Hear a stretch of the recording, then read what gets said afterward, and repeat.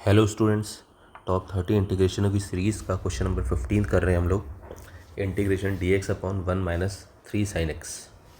देखो कितना इजी होता ये क्वेश्चन अगर यहाँ पे डी एक्स के बदले यहाँ पे मतलब डी एक्स के साथ यहाँ पे cos x होता।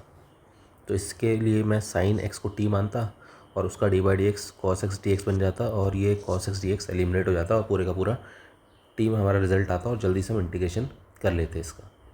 लेकिन ऐसा कुछ नहीं है, तो आप कैसे सॉल्व करें? तो इसके लिए हम यहाँ पे टाइन एक्स जो ये साइन एक्स है इसका फॉर्मूला ओपन करेंगे। कौन सा? Half angle formula in terms of 10। इसका जो फॉर्मूला ओपन करेंगे इन टर्म्स ऑफ 10 ओपन करेंगे। क्या होता है देखो, साइन एक्स का फॉर्मूला इन टर्म्स ऑफ 10 होता है 2tan x/2 हाफ एंगल जो भी एक्स यहाँ एंगल एक्स है ना, यहाँ x/2 हो गया, आधा हो गया, अपॉन 1 + tan² x/2। ये होता है half angle formula of sine x in terms of 10x। तो ये फॉर्मूला हम यहाँ पे यूज़ करने वाले हैं। ठीक है, तो स्टार्ट कर रहे हैं। इंटीग्रेशन dx तो ऐसे ही लिखा अपॉन 1 - 3 तक ऐसे गए, साइन एक्स की जगह ब्रैकेट लगा लिया और साइन एक्स की जगह क्या 2tan x/2 upon 1 + tan² x/2। अब क्या करना है? एलसीएम लेना है। क्या करना है? एलसीएम लेना है। तो यहीं पर एलसीएम ले रहा है। देखो इंटीग्रेशन dx अपॉन, तो हमारे पास जो एलसीएम आया वो आया 1 + tan² x/2।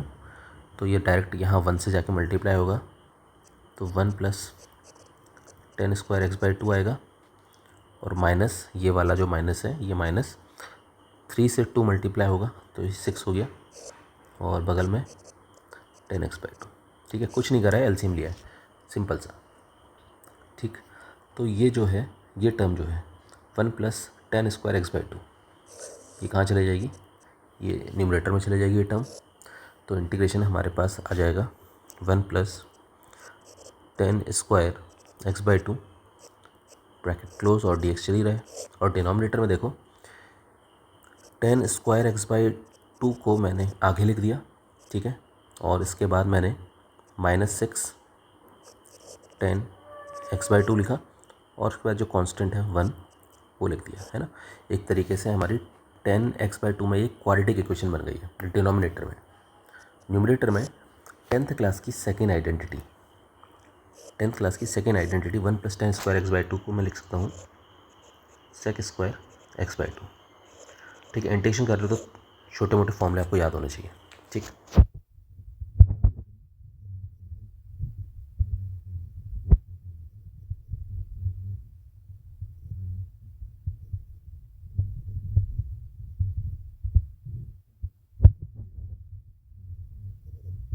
उसको हम t मान लेते हैं क्योंकि उसका डिफरेंशिएशन न्यूमरेटर में बन रहा है।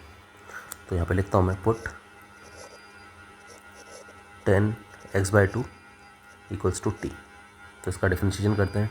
tan x/2 का हो जाएगा sec² x/2।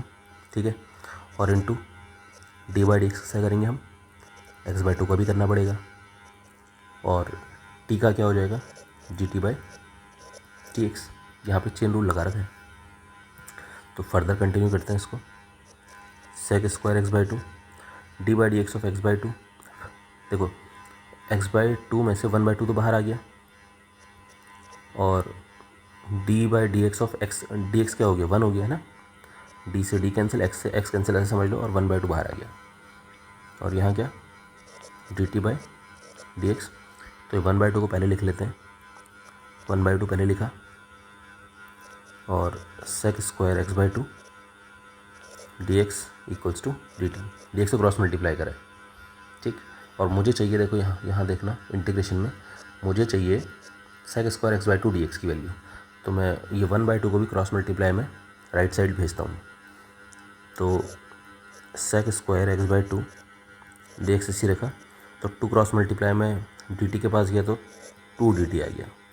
तो ये रिज़ल्ट चाहिए मुझे इंटीग्रेशन में। तो इधर आ जाते हैं इंटीग्रेशन में। तो हमारे पास इंटीग्रेशन क्या था, देखो थोड़ा जूम इन करता हूँ आपको, देखो और जूम इन, देखो हमारे पास था integration sec square x by two d x, उसकी वैल्यू आ गई 2 dt, टू कॉन्स्टेंट है और dt। डिनोमिनेटर में tan square x by two है, टेन एक्स बाई टू को तो टी माना था तो टी का स्क्वायर हो गया -6, टेन एक्स बाई टू मतलब टी और +1 चलिए, ये ऐसा कुछ रिजल्ट आ गया। ठीक है, अब देखो इसमें हम क्या करने वाले हैं, इसमें कंप्लीटिंग द डिनोमिनेटर पार्ट में, ये डिनोमिनेटर पार्ट जो है इसमें हम completing the perfect square method लगाते हैं। अगर आपको नहीं आता है तो मैं बता रहा हूँ, देखो डिटेल में। टू तो बाहर है, इंटीग्रेशन में ऊपर, न्यूमरेटर में dt है, पूरे का पूरा जो डिनोमिनेटर पार्ट है उसको पहले सबसे पहले तो एज इट इज़ लिख दो।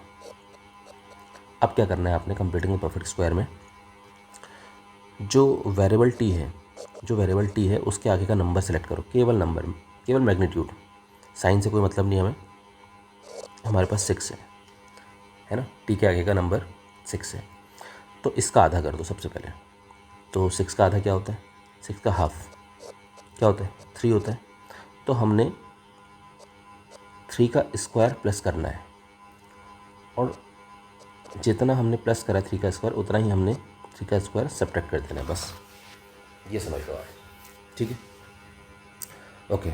अब हमने कैसे इसको सेलेक्ट करना, देखो मैंने ए स्क्वायर पढ़ना है टी को, प्लस बी स्क्वायर होता है ना, प्लस बी स्क्वायर, तो प्लस वाला लेंगे हम, देखो प्लस बी स्क्वायर मतलब 3, तो जो टी हो गया वो हमारा ए जैसा हो गया, ए का स्क्वायर, प्लस बी मतलब जो 3 है वो हमारा बी जैसा हो गया, बी का स्क्वायर, और -2ab क्या हुआ, ये हुआ देखो -60 हमारा -2ab हो गया, -2ab।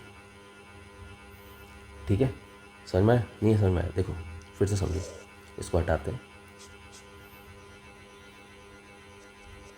2 ऐसी रखा, dt ऐसी रखा, देखो ये ए का स्क्वायर हो गया, प्लस 3 जो हो गया वो बी का स्क्वायर हो गया, -2ab। देखो अभी 60 को कैसे मैं ब्रेक करूँगा, इस 60 को मैं कैसे ब्रेक करने वाला हूँ, -2, ए कौन, ए मैंने टी माना है, बी कौन, बी मैंने 3 माना है। आप चेक करो, इसको मल्टीप्लाई करोगे तो आपके पास -60 आएगा, समझ में आया। तो a square plus b square -2ab आ गया, और क्या क्या बचा, मेरे पास प्लस का 1 बचा है, और मेरे पास माइनस का 3 स्क्वायर बचा है, माइनस का 3 स्क्वायर मतलब माइनस का 9। ठीक है, 3 का स्क्वायर करा हमने, माइनस ऐसी है, ये इतना पार्ट बचा, तो कंप्लीटिंग द परफेक्ट स्क्वायर हो गया। तो देखो हमारे पास 2 बाहर चल रहा है इंटीग्रेशन में, dt अपॉन, तो ये देखो ए टी है, बी है 3, -2ab, तो a माइनस बी का होल स्क्वायर, तो a मतलब t माइनस बी मतलब 3 का होल स्क्वायर आ गया, और क्या बचा, 9 में से 1 को सब्ट्रैक्ट कर दो क्योंकि प्लस माइनस माइनस होता है, तो हमारे पास आया 8। ठीक, तो सॉल्व करते हैं और आंसर आ जाएगा। देखो इंटीग्रेशन कांस्टेंट 2 बाहर dt, तो t -3 का होल स्क्वायर बचा, और देखो 8 को मैं ऐसा लिख सकता हूँ 2√2 का होल स्क्वायर, ध्यान से देखो 2 का स्क्वायर 4 हो जाएगा, और स्क्वायर से रूट कटेगा तो 2 बचेगा, तो 4 2 जा 8 ही आएगा, तो उसको ऐसा लिख दिया।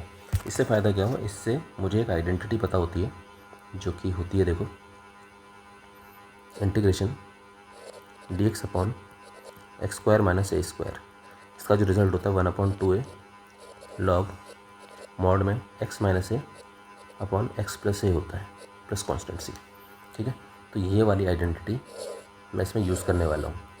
x कौन है, x मेरा t-3 की तरह बिहेव कर रहा है, a कौन है, कॉन्स्टेंट 2√2 की तरह बिहेव कर रहा है। ठीक है, इसमें लगाते हैं और आंसर आ गया। देखो तो देखो 2 तो ये वाला 2 है ही ऑलरेडी, तो इसका रिजल्ट आएगा यहाँ पे, देखो 1/2a है, 1/2a, a कौन है 2√2। ठीक है, लॉग मॉड के अंदर है x माइनस ए, एक्स कौन है t-3, फिर माइनस ए कौन है 2√2 अपॉन एक्स प्लस ए, एक्स कौन t-√3 प्लस ए कौन 2√2 प्लस कॉन्स्टेंट सी। इसको सॉल्व, देखो 2 से 2 कैंसिल, तो हमारे पास 1/2√2 लॉग, अब यहाँ देखना t क्या माना था मैंने, जो टी है, इस टी को क्या माना था, दोबारा से एक्स के टर्म में लिख देते हैं। टी को मैंने माना था 10x/2, देखो 10x/2, तो बस टी की जगह 10x/2 -3 -2√2 अपॉन टी की जगह 10x/2 +3 और +2√2 प्लस कॉन्स्टेंट सी। तो ये हमारा फाइनल आंसर आ गया इस क्वेश्चन का।